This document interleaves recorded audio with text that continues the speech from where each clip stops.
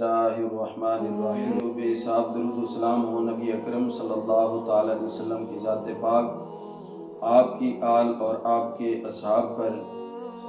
उम्मीद है तमाम आबाब खैरियत से होंगे। अल्लाह ताला तमाम हजरात को अपने हिफ्ज़ो अमान में रखे।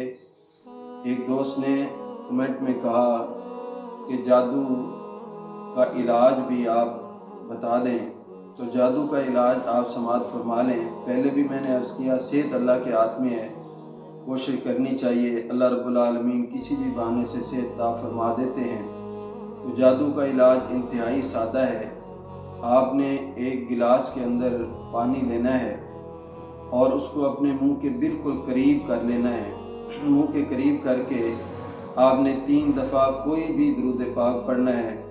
उसके बाद 3 दफ़ा सूरह फातिहा पढ़नी है, 3 दफ़ा सूरह इखलास पढ़नी है, 3 दफ़ा सूरह कुल आउज़ु बिरब्बिल फलक और 3 दफ़ा ही कुल आउज़ु बिरब्बिन नास, जिनको मुआवज़तैन भी कहते हैं। और उसके बाद आपने 7 दफ़ा सूरह यूनुस की आयत नंबर 81 का एक हिस्सा है, मा जितुम बिस्सिहर इन्नल्लाह सयुब्तिलु, ये 7 दफ़ा पढ़ना है।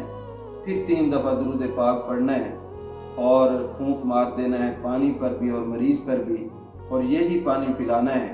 कोशिश करें, ज़्यादा मसला है तो बार बार पानी पिलाएं।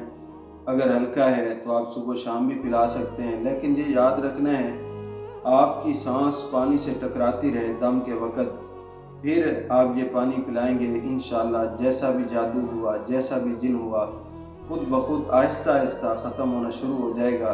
इस अमल को आप रिपीट करते जाएं तो इंशाअल्लाह कुछ ही अरसे बाद जादू हो, जिन हो, सारी चीज़ें ख़त्म हो जाएंगी।